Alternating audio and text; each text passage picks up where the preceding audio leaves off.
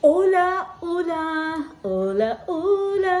Galing kami Seafood City. So, since Thea didn't go with us, nag-uwi po ako ng spaghetti with chicken. Inuwian ko para hindi, ay spicy yung nalagay. Okay, so akin na lang yung spicy. Yummy. So this is for Tay-Tay. Nag-uwi ako ng 4 na pie. Obe and mango peach pie. May gravy siya. And then, dumaan tayo ng Chowking. Everything is not sponsored. Nagbablog lang tayo. It's okay. Uwi ako ng 2 siopaw.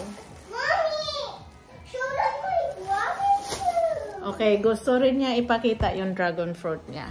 Alright, so where's your dragon fruit? Yes! Who's eating dragon fruit? Freya! Gustong-gusto niya. Ayoko yan. Okay? Enjoy your dragon fruit, Frey. Kasi mag-unboxing pa tayo kung ano ang nabili natin sa Seafood City. So yun nga, 2 asado. 2 carioca.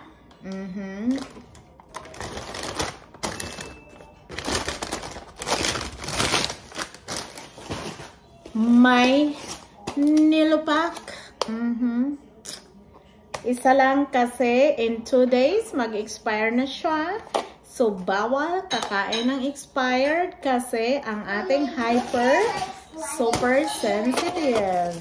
At saka itong cheese bread nila, gustong-gusto to ni Thea. Since medyo it's a bit of a drive going to Seafood City, Vallejo, dinalawa na natin. O, diba? Dalawahin na para hindi mabitin ang katakaman. Then, yung groceries ko, nandoon na sa rep yung shrimp at saka iba pa. At may patula. Lagyan natin to ng shrimp. Magsabaw tayo ng shrimp mamaya. Igisa natin dito, guys. Tapos may lemongrass tayo. Agoy. Sulbad na ang panihapon, no?